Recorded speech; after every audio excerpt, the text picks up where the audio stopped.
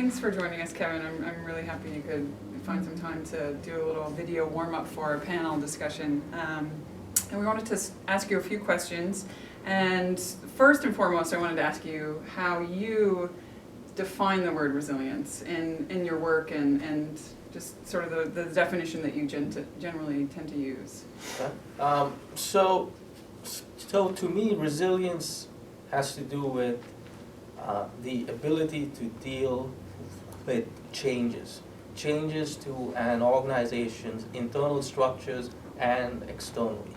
Now, I don't view resiliency always as change to an adverse effect, right? And so resiliency plays a critical role also when you have environmental changes that provide you new opportunities.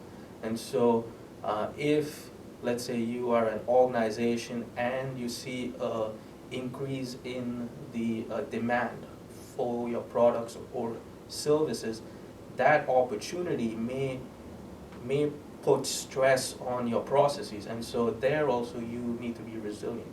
The other way I think about resiliency is from an engineering perspective, and this is where, from an engineer's perspective, we always ask the question, what properties of an object do we want to have resiliency on? So if you take a product, do we want it to be resilient to heat, or do we want it to be resilient under stress? Do we want it to be resilient to throwing it, somewhere? So as we think about resilience from an engineering perspective, we identify properties that we would like to show resiliency on, and in a lot of those cases, it just means that if anything happens, we should be able to regain its original structure and purpose.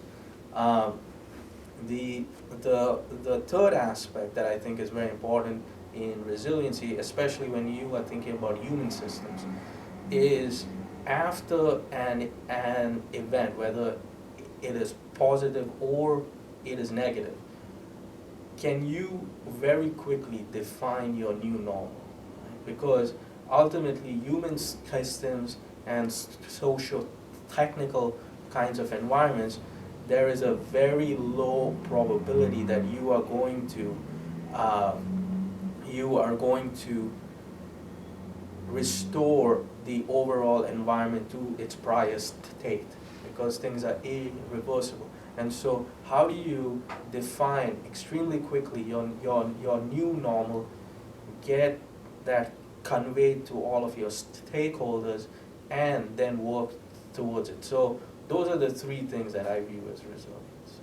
Sounds like you've been doing a lot of thinking about the concept.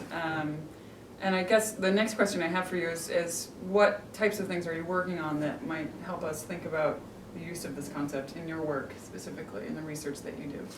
So there are two or three projects that I can highlight. I mean, the first project, and this is a project that I began with a PhD student of mine at Washington, where we are examining, are organizations resilient to a series of interventions that any manager would like to take. So I'll give you an example. So today, through the joys of social networks, we know how to lay out the knowledge transfer map of an organization. We know who is talking to whom. We know who is not talking to whom. We know where the knowledge breakdowns are happening.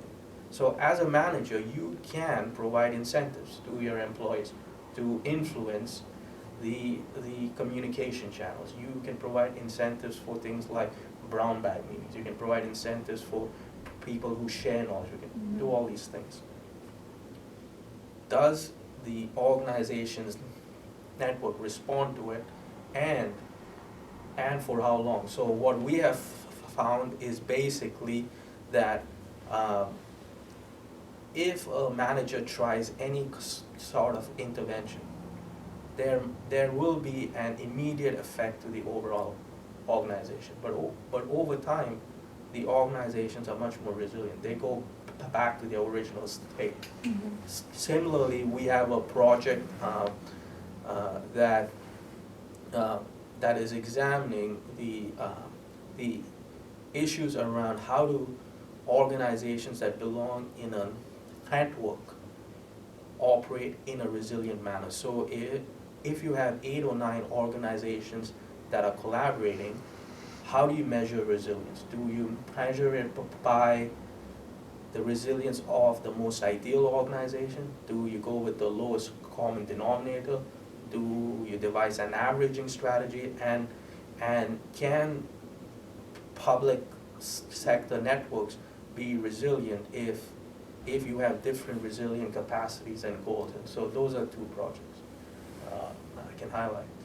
You sound really interesting. I know also that you and I have been working on a very recent project, so we don't have findings per se at the moment, but we're working on more of a community scale questions about resilience. And one of the other questions that we're asking panelists as part of this panel is whether resilience is something that communities can build, essentially, or whether it's something that can be lost. Right. So I wanted to ask you, is resilience something that communities can build, and can it be lost at the same time?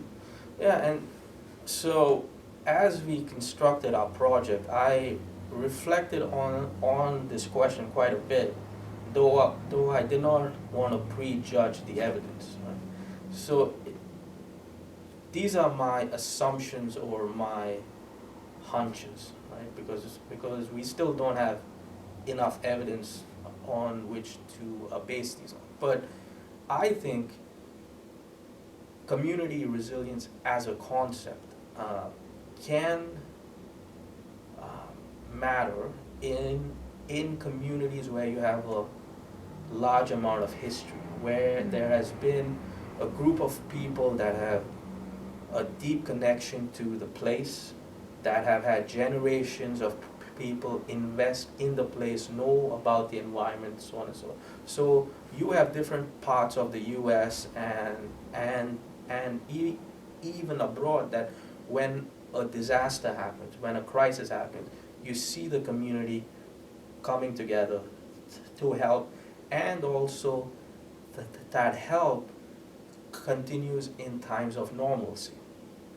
However, if you take a look at our urban spaces today, where you have a lot of the population that is transient, where people don't really associate deeply with the place, right?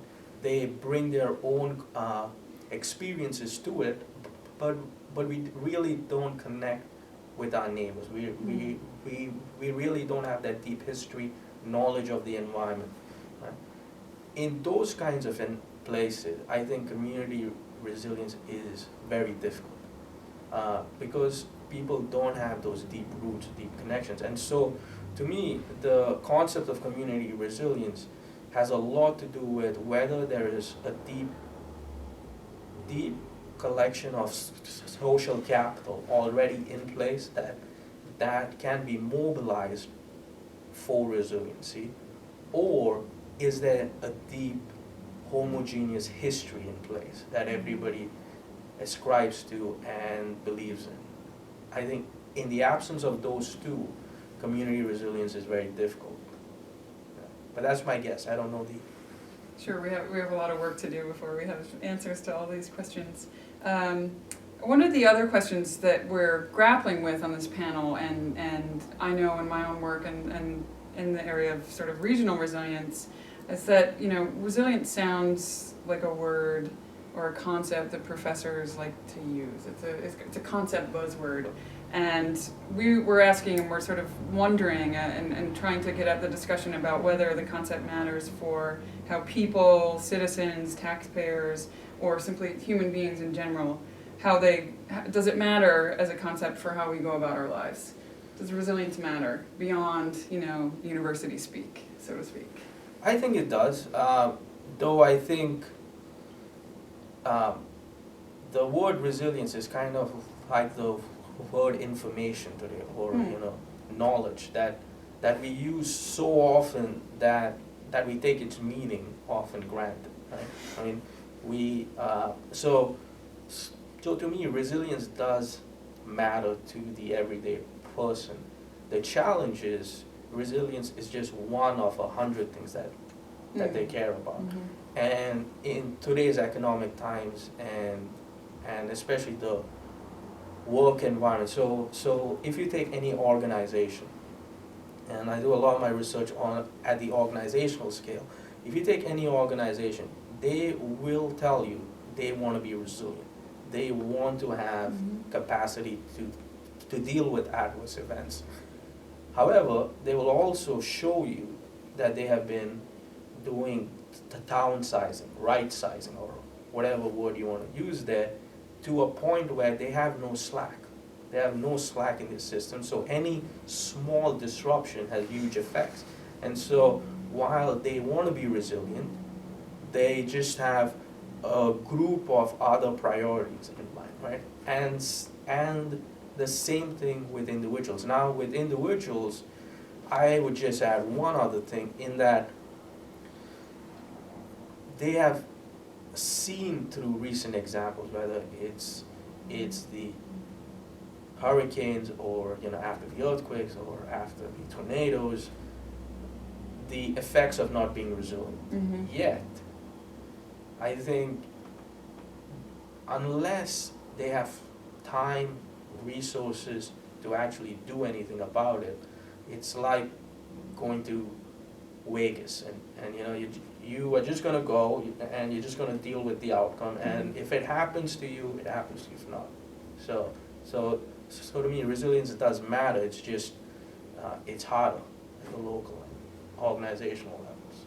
You bring me to my last question so nicely. You set yourself up quite nicely for the last question I wanted to ask was, you've talked a lot about scale, and it sounds like most of the work that you do is at the network level, and to some extent you're now dealing with individuals and communities in some of your newer work. But I wanted to ask, just briefly, the extent to which scale matters when we think about the concept of resilience. Does it inform the questions that you ask, the indicators you look towards, or the outcomes that you're sort of investigating?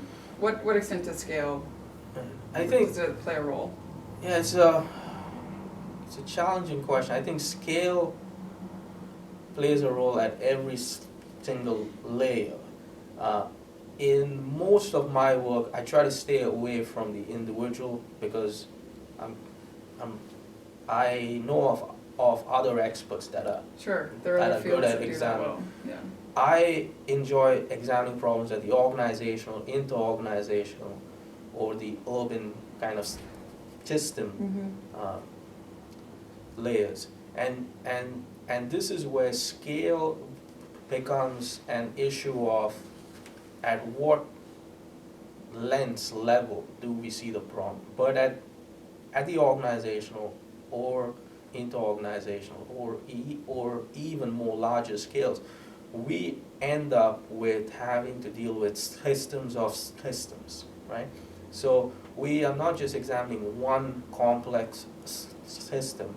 There are probably 100 other systems, each of which to a certain degree is its own thing, but they interact with each other. And I think this is where I see the most interesting problems, is when you're actually examining problems where there are multiple interacting systems. The challenge, though, is there's no simple intervention that is going to resolve the issue.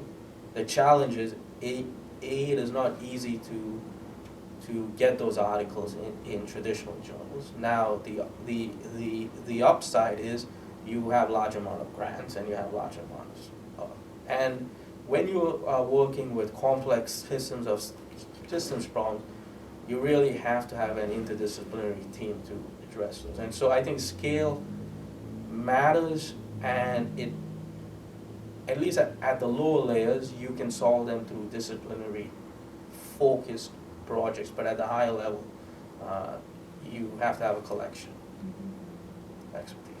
Well, thanks, Kevin. I want to just thank you again for setting us up really quite nicely for a great conversation to follow and giving us some great talking points to think about. So thanks, Thank you. Tim. Thank you.